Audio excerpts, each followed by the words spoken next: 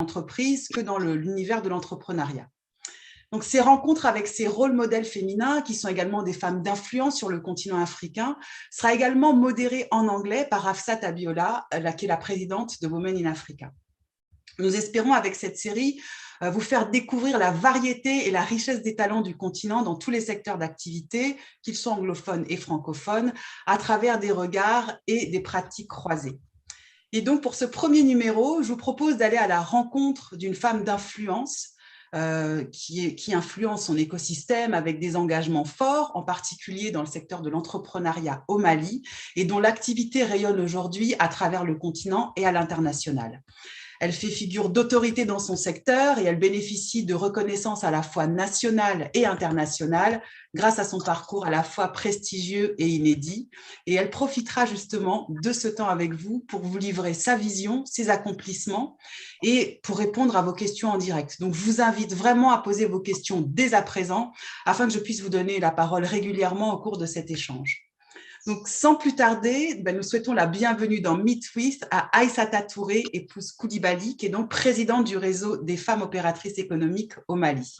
Bienvenue, Aïssata. Bonjour, Biocardi. Honorée de m'avoir accepté sur votre plateau. Merci à vous d'avoir accepté. Plateau virtuel.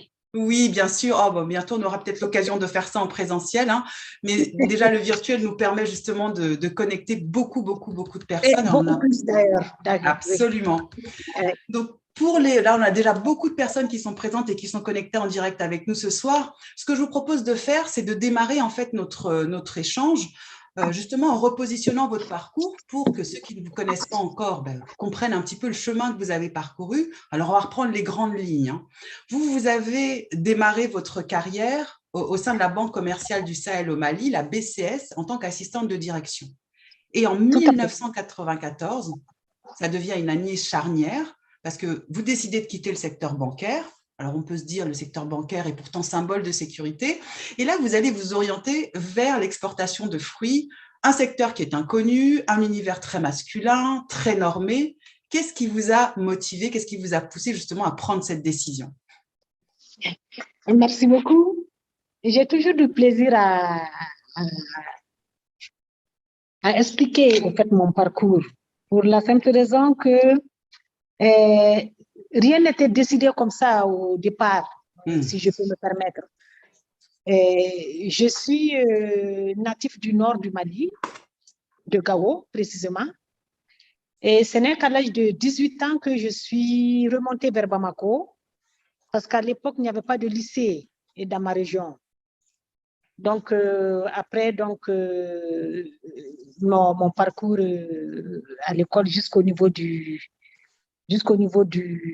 bac, et il n'y avait aucun souci.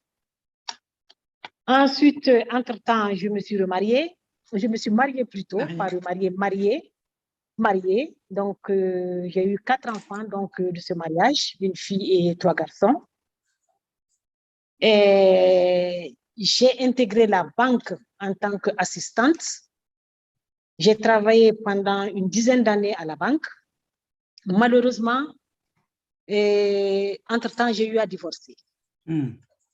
Donc, tout est parti au moment après le divorce. Parce que quand j'étais mariée, il y avait des charges qui ne m'incombaient pas. Évidemment, je participais, même si je participais, il faut l'avouer, la participation de l'époux était quand même plus conséquente plutôt que la mienne. Et quand je me suis retrouvée divorcée, donc avec 4 enfants à ma charge, je me suis vite rendu compte que mon salaire, mon petit confort doué de la banque n'allait pas pouvoir me permettre donc de faire face à mes besoins, aux besoins des enfants. Et voilà ce qui m'a poussée à aller vers le privé. J'avoue que ça a été un saut bien périlleux parce que je ne me connaissais pas du tout. Mais ce qui est sûr et certain, c'est qu'il me fallait quand même beaucoup plus d'argent que mon salaire. Absolument. Donc voilà ce qui m'a motivée à aller vers le privé.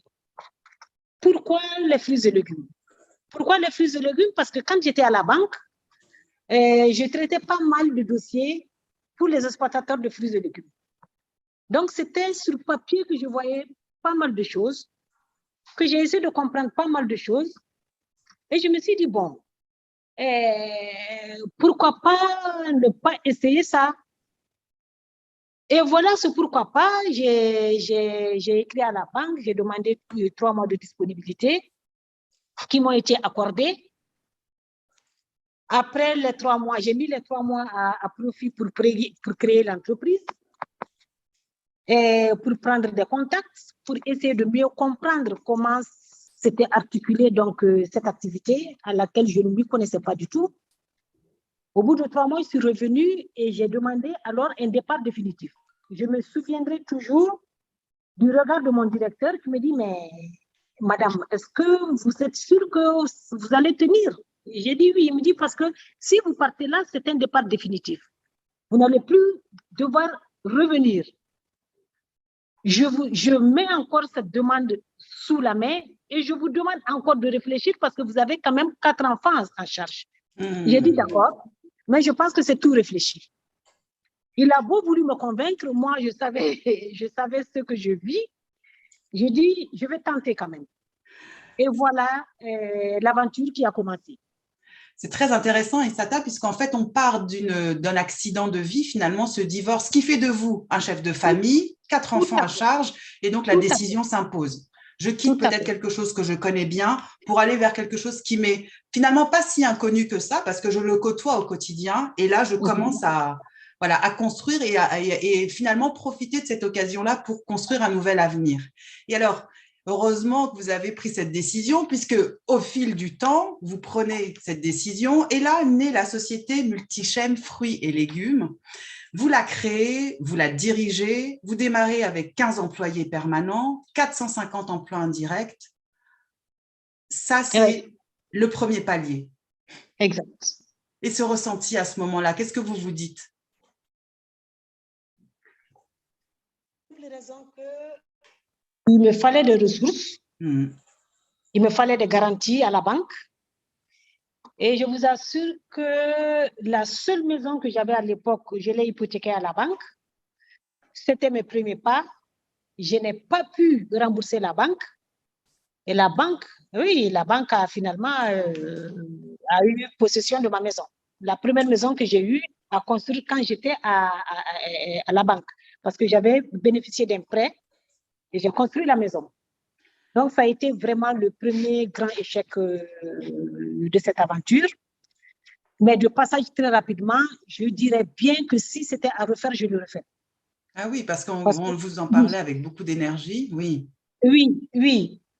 Bon, j'ai perdu donc la maison. Entre-temps, j'ai commencé à aller un peu vers les marchés de l'État pour me faire un peu de ressources. Donc ça, c'était, à l'époque, il y a la CMDT, je me souviens bien, mon premier gros marché, c'était la CMDT, parce que le statut de ma société brasse un peu tout ça, je pouvais faire du commerce, du négoce. Donc avec la CMDT, j'ai pu avoir quand même un gros contrat qui m'a honnêtement permis donc de relancer l'activité des fruits et légumes. Donc j'ai commencé par le haricot vert.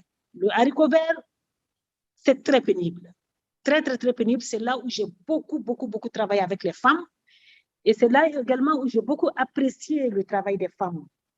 Parce que si j'ai 400 paysans, peut-être que les 300 sont des femmes. Pour la simple raison qu'elles sont méticuleuses dans le travail. Le produit qu'elles vous ramènent sont vraiment des produits bien traités, bien soignés. Et on sent quand même la différence de la main féminine par rapport à la main masculine. Donc, j'ai commencé par le haricot vert et le gros problème qu'il y avait à l'époque dans le haricot vert, c'est qu'au Mali, il n'y avait pas de logistique de froid. Oui. Voilà, les chambres froides nous manquaient. Je me suis dit, bon, et ça également, c'était notre gros souci. Pourquoi ne pas aller diversifier vers la mangue? Parce donc, les haricots verts, la mangue. Voilà. La mangue, j'ai privilégié la mangue par expédition aérienne pour la simple raison que ça ne nécessite pas de séjourner en chambre froide. On peut les cueillir aujourd'hui et s'il y a un avion aujourd'hui, on les envoie aujourd'hui. Ou bien ce serait demain, mais on va les laisser à l'air libre, ça ne pose aucun problème. Donc voilà comment j'ai pu vraiment démarrer. J'ai diversifié en plus en partant, parce que peut-être c'est culturel. J'ai vu qu'au Mali, il y avait une niche à prendre. Il n'y avait pas de magasin de fleurs coupées. Il n'y avait aucun magasin au Mali qui vendait des fleurs. Donc, à l'époque, c'était Air Afrique qui dessertait un peu les pays côtiers. Absolument. Donc, j'ai commencé à prendre des fleurs à partir de la Côte d'Ivoire. Et ça également, je vous assure que ça a été quand même presque une baguette magique. Ah oui. Il y avait un marché à prendre et je l'ai pris. Je misais beaucoup plus sur les expatriés. Je me suis rendu compte que les nationaux consommaient beaucoup plus de fleurs que les expatriés. Donc, voilà un peu comment j'ai débuté ma carrière. C'est extraordinaire, Aïssata, parce qu'en fait, là, vous commencez déjà à donner des clés, finalement, un peu la stratégie que vous avez utilisée, vous observez votre environnement, vous vous rendez compte. Alors, bien sûr, je démarre avec le haricot vert, je me rends compte que les mangues, il y a quelque chose à faire autour de ce produit. Je l'étudie, je lance, je me rends compte aussi que je peux m'appuyer sur les binationaux parce que c'est un marché à part entière avec des habitudes de consommation. Et là, vous y répondez avec les fleurs. Et c'est ce qui explique que pendant les 26 dernières années, finalement, Multichem Fruits et Légumes devient une société de référence au Mali. Et puis, vous exportez des fruits. Vous êtes connu à l'international, donc on a déjà ce cheminement. Et moi, ce qui m'intéresserait, c'est de savoir qu'est-ce qui vous a amené à sauter le pas, de dire, voilà, il y a l'entreprise nationale, il y a la bonne connaissance des produits, il y a le positionnement sur des niches. Qu'est-ce qui vous a donné envie d'aller à l'international? Ou en tout cas, qu'est-ce qui vous a poussé à aller à l'international? C'est très simple, hein? C'est très simple. Le haricot vert et la mangue, ce n'est qu'à l'international qu'on peut aller. Au Mali, dans mon pays, par exemple, on ne peut pas conditionner des mangues dans un carton, personne ne va les payer. On va plutôt chez la bonne dame dans la rue, on prend son tas de mangues et on s'en va.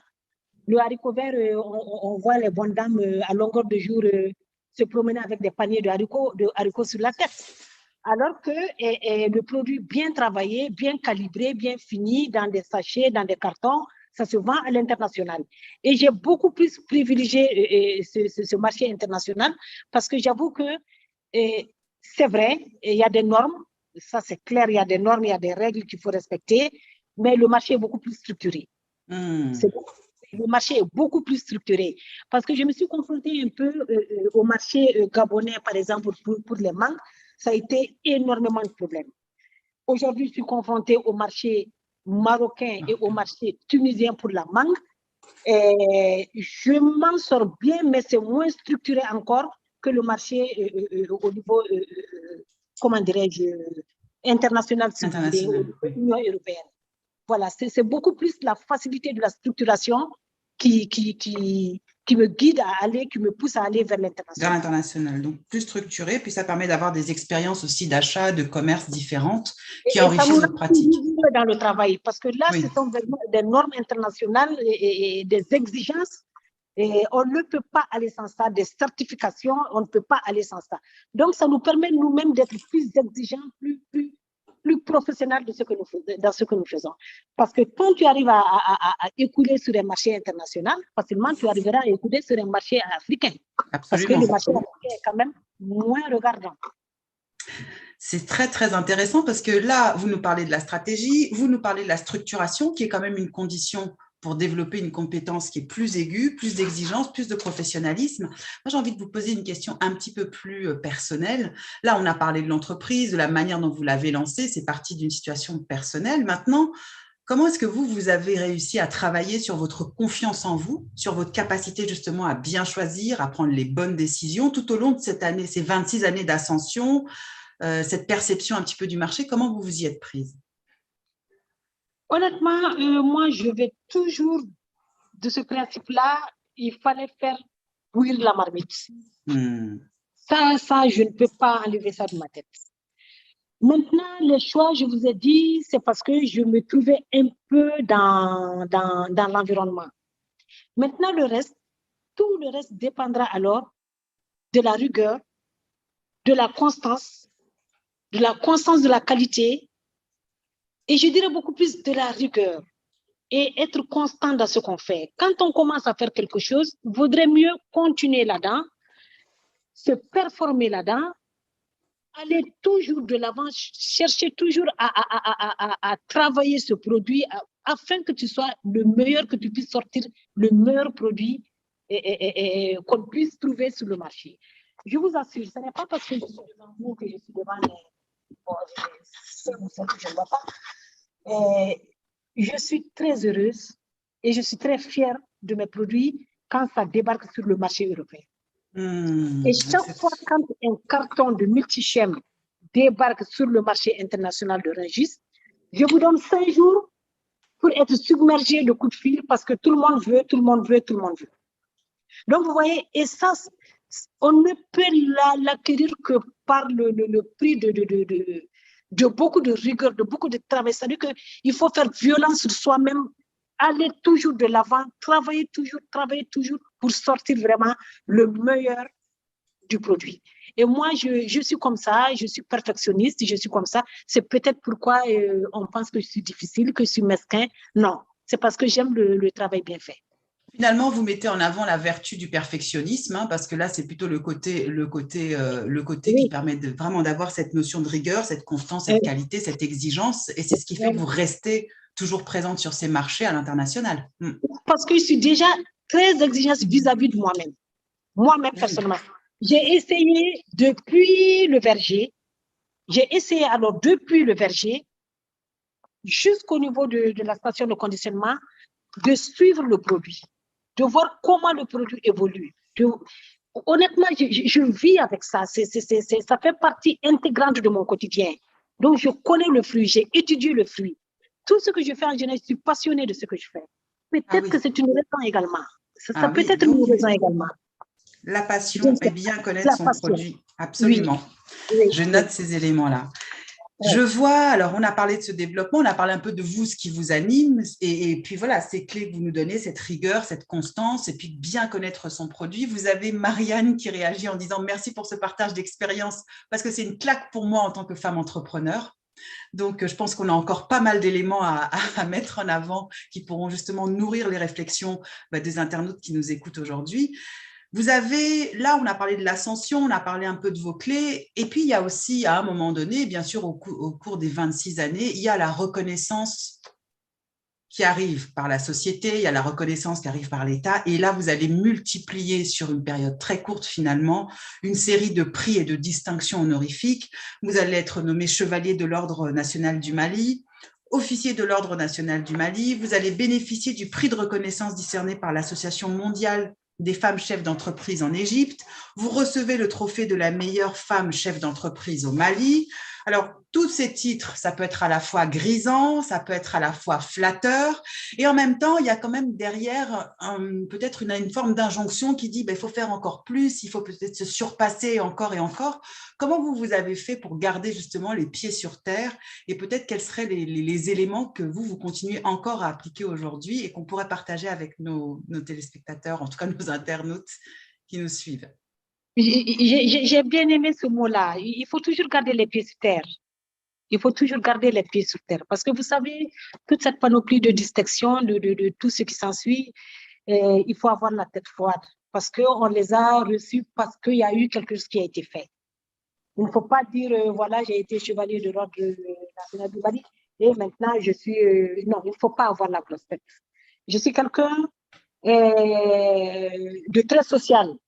Je suis très près de toutes ces personnes-là qui m'entourent et avec toutes ces personnes avec qui je travaille, quelle que soit la catégorie. C'est-à-dire que depuis la petite dame qui est autour, depuis le producteur jusqu'à la petite dame qui est autour de la table de conditionnement et jusqu'au niveau des aéroports, je pense que je suis sociale avec tout le monde, je suis accessible. Et je n'ai pas la grosse tête. Je ne fais pas de grosse tête. Je suis comme tout le monde. Honnêtement, je suis comme tout le monde. J'ai ma famille que j'aime beaucoup. Mon mari qui m'aide beaucoup, qui m'épaule parce que lui également, il est du secteur privé. J'ai mes enfants également qui malgré qu'ils aient tous étudié aux États-Unis ou en France, sont pratiquement tous rentrés et qui sont du secteur privé. Et chacun de mes enfants sont passés par Multichem. Ah. Oui, on fait leur début dans Multichem, 3 ans, 4 ans ou 5 ans, avant de s'envoler pour leurs propres ailes et aller à leurs propres activités. Et ils se battent tous aujourd'hui. Donc, vous voyez, je suis ouvert, même si parmi mon personnel, il y a des gens qui veulent aller s'installer. D'ailleurs, ça, il faut que je le dise. J'avais travaillé avec un jeune homme il y a peut-être une quinzaine d'années. Aujourd'hui, il veut aller vers l'exportation. Il n'est pas certifié. Il y a 2 ans, il m'a demandé s'il pouvait venir conditionner ses manques chez moi. Si je pouvais lui faire de la prestation, je lui ai dit que bien sûr que j'allais vous faire de la prestation. Donc, vous voyez, je suis ouverte à tout le monde. Oui, c'est important de le dire parce que rappelez-vous aussi que ceux qui n'ont pas tous ces titres se disent comment est-ce que je vais pouvoir, entre guillemets, entrer en relation avec elle, proposer une idée. Honnêtement, je suis quelqu'un de très accessible. Très accessible. Je ne suis pas du tout fermée.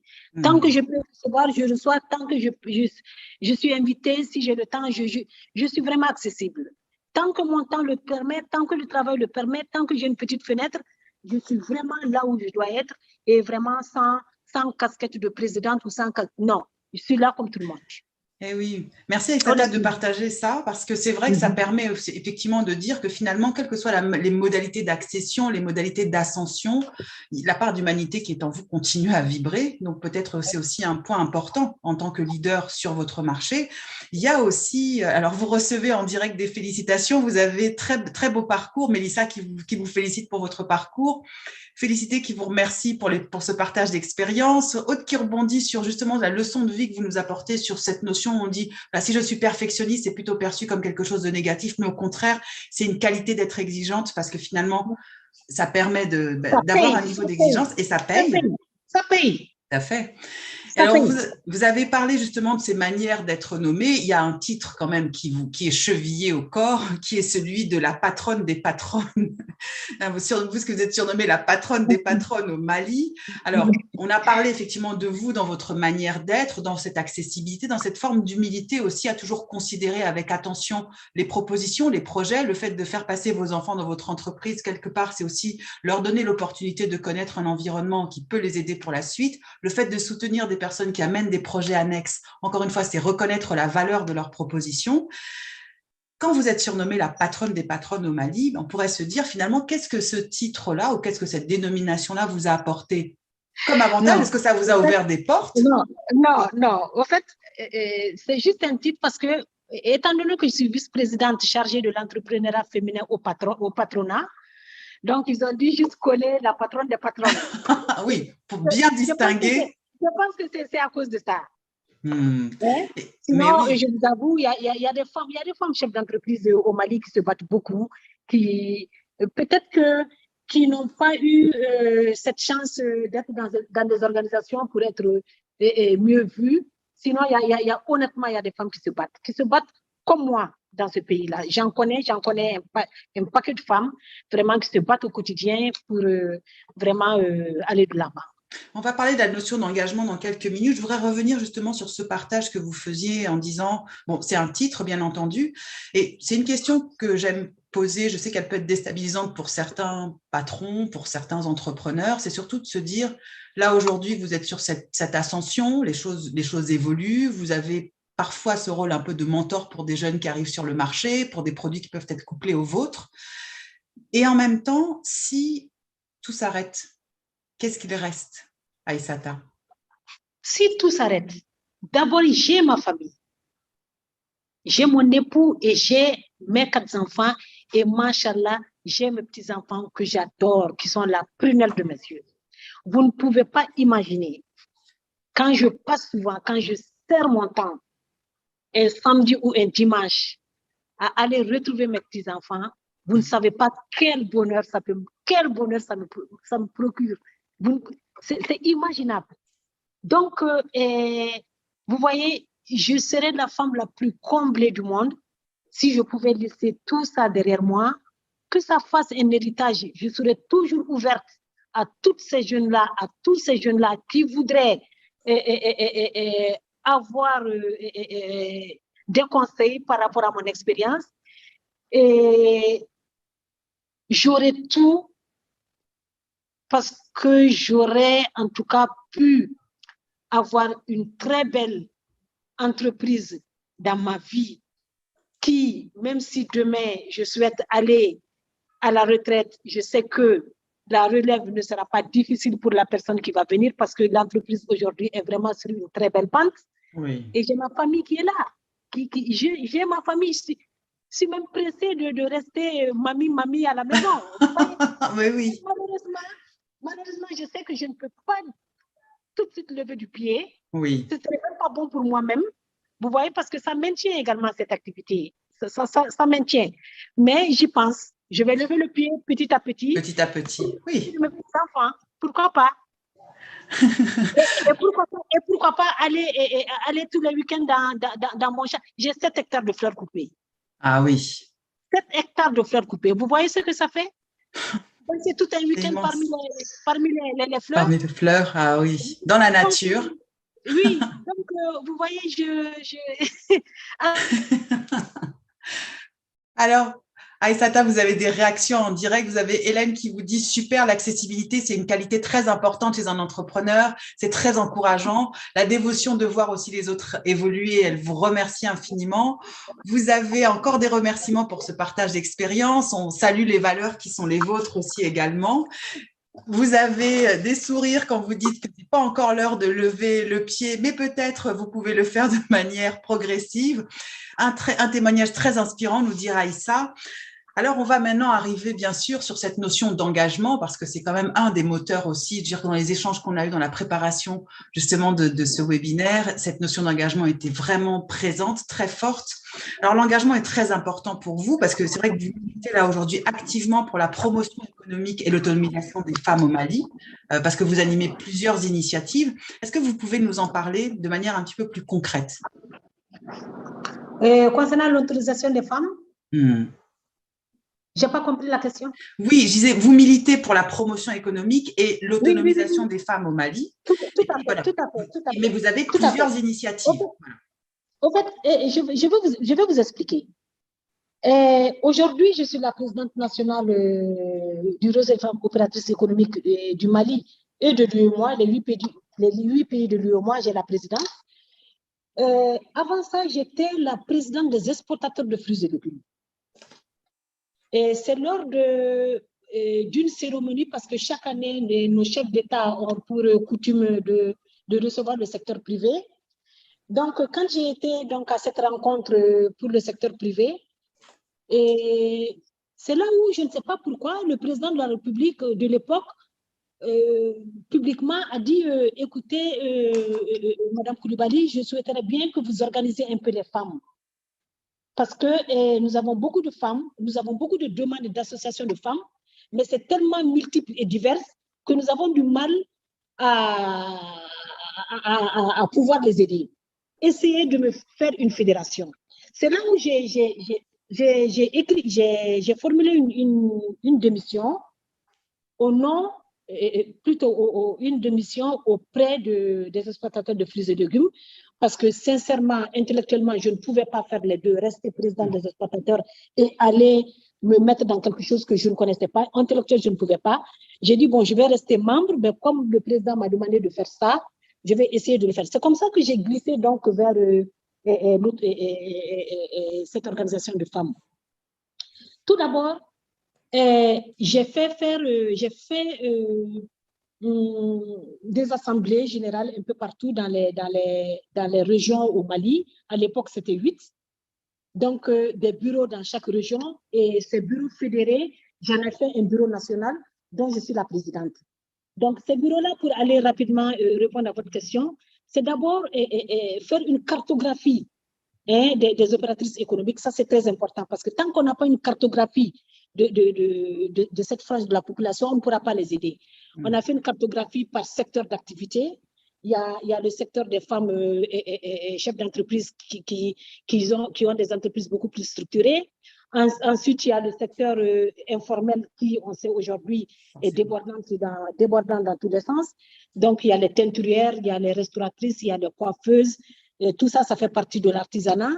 Il y a les femmes qui font la transformation. On les a mis également dans l'artisanat parce que jusqu'à présent, c'est la transformation artisanale, malheureusement. Il y a les femmes qui font le commerce. Voilà, il y a ce pilier. Et le dernier pilier, ce sont des femmes qui opèrent dans la production, voilà, et dans l'agroalimentaire en général. Voilà à peu près comment j'ai pu les organiser.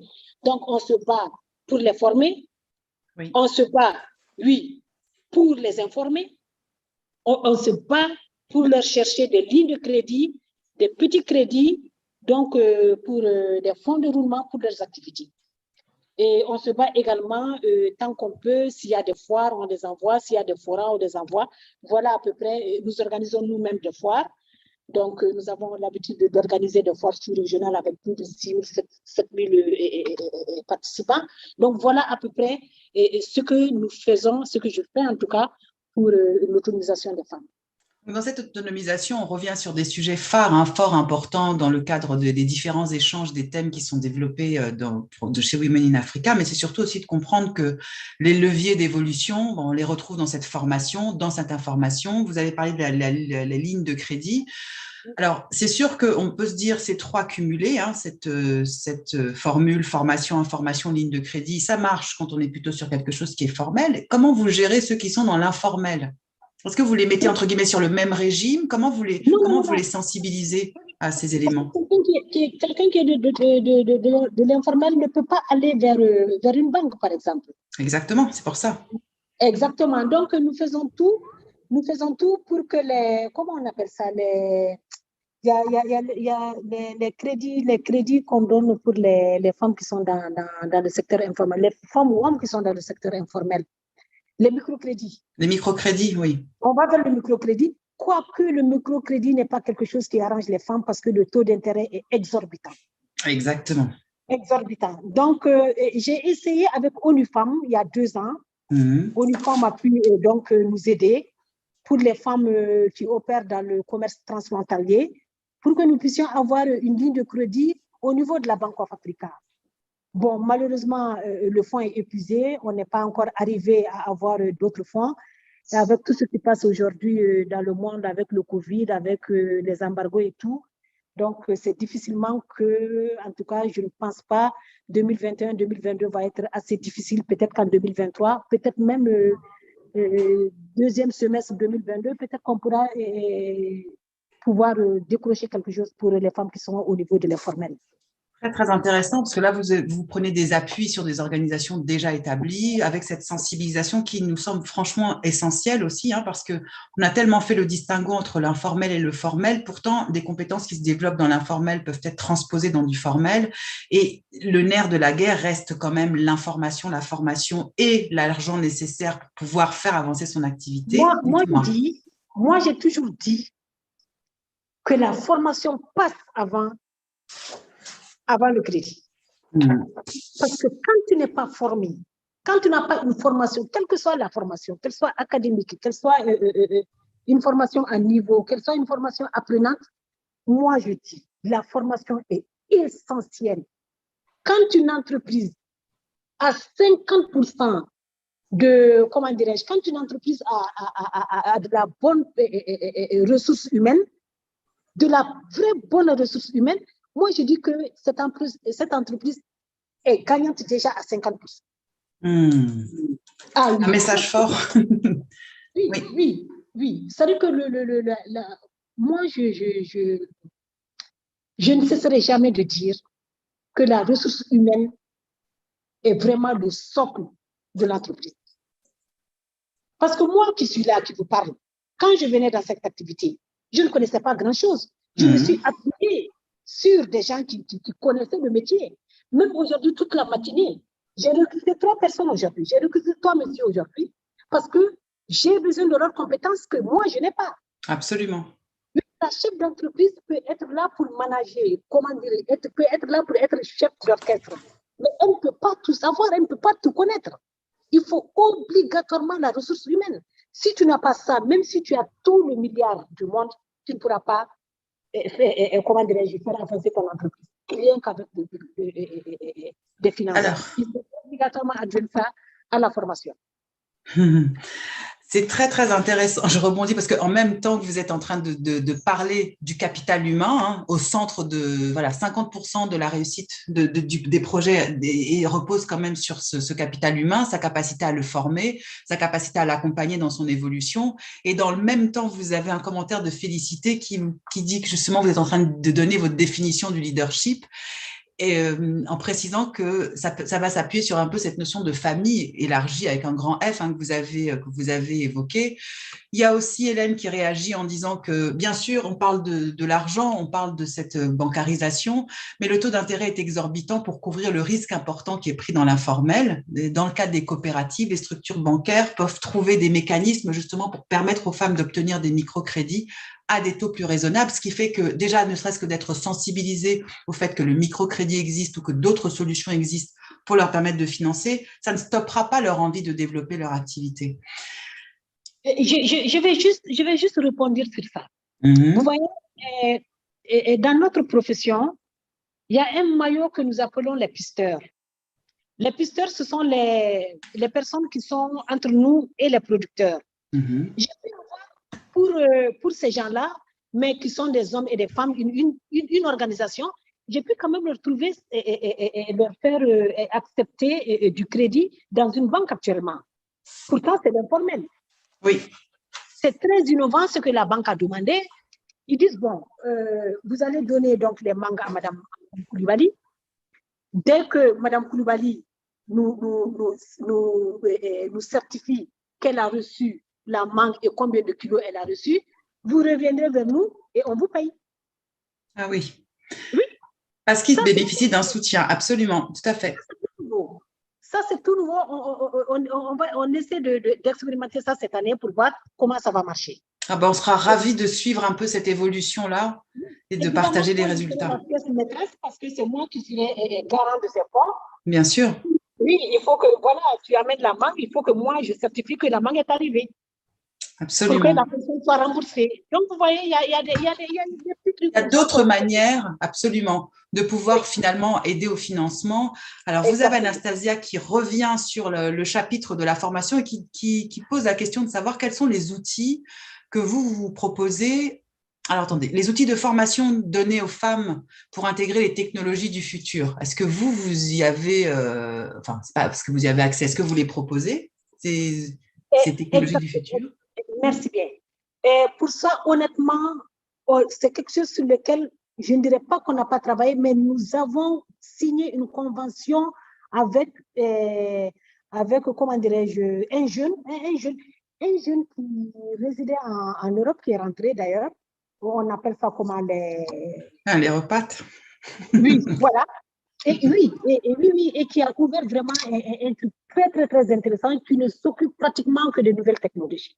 Nous avons pu signer une convention avec lui et ce serait avec lui que nous allons commencer toute une série de formations sur les nouvelles technologies. On lui a demandé alors de nous proposer un programme et ce programme-là, nous allons essayer donc de le mettre à profit de nos membres. Voilà. Très, très intéressant. Vous avez Hélène qui réagit en direct en disant « Nous comptons sur vous pour aider celles qui sont dans l'informel à se formaliser, en tout cas les outiller. » Là, c'est important. Et si elle m'entend, et je vous assure qu'il y a 2 ans, ça c'est le GIZ. Je ne sais pas, vous connaissez le GIZ? Oui, le GIZ, qu'on appelle, oui, tout à fait. Exactement, ce sont les Allemands. Ils nous ont aidés sur 2 ans à formaliser les femmes qui sont de l'informel vers le formel sur 3 régions. La région de Koulikoro, la région de Ségou et la région de Mopti. Et dans chaque région, il y a eu 250 femmes pour les 3 régions. Ça, le GIZ nous a accompagnés dans ce travail-là aussi. 750 femmes identifiées sur 3 régions, c'est un réel potentiel. Ah oui. Exact. Et tout financé par le GIZ. Et financé par eux, et avec aussi des activités qui, entre guillemets, sont encore peut-être inconnues, parce qu'ils ont peut-être exploité un peu différemment les ressources naturelles. Ils en ont fait des produits qui sont encore un peu perçus comme étant atypiques. Donc, il y a une vraie manne, effectivement, de ce côté au niveau de l'informel. Donc, Hélène, je pense que vous avez la réponse à votre question. Alors, Aïssata, le temps passe très, très, très vite. J'ai encore, voilà, vous avez les retours là en direct de ceux qui nous écoutent, de ceux et celles qui nous écoutent. Euh, Vous avez exploré plein de dimensions dans cette carrière que vous avez développée, dans cet accompagnement des femmes aussi. Est-ce que vous avez encore des projets qui vous tiennent à cœur? Écoutez, vous savez, c'est comme une drogue. Quand on est là-dedans, on s'y met, quoi. On s'y met. Ça ne finit pas. Ça ne finit pas. C'est pourquoi je vous ai dit, je vais lever le pied. Il y a des projets. Il y a plein de projets. On verra. Certainement que dans quelques mois, je vous dirai. Mais il Ah y a bon, plein c'est de projets. parfait. Il y a plein de C'est projets. parfait. Mais Uh-huh. oui, bien sûr, avec ça, je ferai un plaisir de relayer l'ensemble de ces éléments et puis de continuer à partager parce que ça va permettre de voir justement l'évolution, ces 750 femmes identifiées sur les 3 régions, la manière dont elles évoluent, ces jeunes qui passent aussi chez vous avec des nouvelles propositions, comment ces nouvelles Et pour technologies les nouvelles s'intègrent. technologies, je dirais également le point qu'on appuie. Je vous ferai le point. Absolument. Moi, ça, merci beaucoup parce que c'est aussi un cadeau pour tous ceux qui nous écoutent. Vous avez Marianne qui rebondit en disant que c'est très intéressant. Vous collaborez avec des femmes et même des femmes qui sont au Sénégal, mais en même temps, l'activité fait que vous êtes devenue panafricaine dans votre développement. Est-ce qu'il y a alors vous avez dit à certains pays, à certains secteurs qui sont plus faciles, certaines zones qui sont peut-être plus simples, d'autres qui le sont moins. Quelle est peut-être votre région ou votre secteur préféré maintenant que vous avez du recul? Secteur préféré par rapport à? Par rapport au développement, par rapport à la collaboration. Alors peut-être que le secteur, c'est pas la bonne formule, peut-être que ce serait le meilleur pays ou le pays avec lequel vous avez découvert une manière de collaborer plus simple, qui se rapproche de En votre Afrique? vision. En Afrique? Absolument. Oui, en Afrique. En Afrique, je travaille bien avec le Maroc, je travaille bien avec le Sénégal, je travaille bien avec la Côte d'Ivoire. Ouais. Donc, du coup, Marianne, voilà, vous avez votre réponse, hein. Le Sénégal faisait partie des pays qui étaient cités. Ah bon. Donc, je pense que vous avez déjà, oui. Marianne, j'ai été contactée par un exportateur sénégalais. Vous savez, le Mali, nous commençons plutôt la mangue. Ensuite, c'est le Sénégal qui vient après nous. Vous voyez? Donc, l'exportateur, il s'est pris un peu tard. Il voulait venir pour que nous commencions la mangue ensemble. Je lui ai dit que bon, il est venu un peu tard. Mais Inch'Allah, si Dieu nous prête longue vie, l'année prochaine, on va se mettre plus tôt. Comme cela, moi, il viendra commencer avec moi pour la saison de la mangue au Mali. Et moi, je vais terminer avec lui pour la mangue au Sénégal. Je pense qu'on pourra trouver un bon deal sur ça aussi. Donc, nous avons, bien sûr, merci Aïssata. Vous avez là dans le fil d'actualité, on espère, Marianne qui vous dit, on espère bientôt vous voir au Sénégal. Marianne, je connais bien le Sénégal. Au Gabon. Mon frère aîné, il est sénégalais. Il est sénégalais de père, nous sommes de même mère. Il s'appelle voilà. Je connais bien le Sénégal. Bien sûr, ça laisse les ouvertures, aussi peut-être certainement la possibilité de vous voir quand vous passez effectivement dans ces pays. J'avais vraiment, alors j'allais dire c'est peut-être le mot de la fin, c'est pas encore la fin, mais on va dire que c'est le début, hein, puisqu'on va suivre justement votre actualité, tous ces points-là que vous développez. Maintenant, si vous aviez, j'allais dire en guise de conclusion, ne serait-ce que pour ce webinaire, peut-être 3 conseils à donner à ceux et celles qui nous écoutent justement avec votre parcours, votre recul, lesquels ce serait justement pour développer et cultiver ce leadership qui est le vôtre, que vous nous avez vraiment illustré au cours de ce webinaire? Je dirais, la première chose, il faut avoir confiance en soi-même. Il faut vraiment croire à ce qu'on fait. Il faut croire à ce qu'on fait et avoir confiance en soi-même. Ça, c'est la première des choses. La deuxième, je dirais, il faut avoir de la rigueur. Il faut être rigoureux dans ce qu'on fait.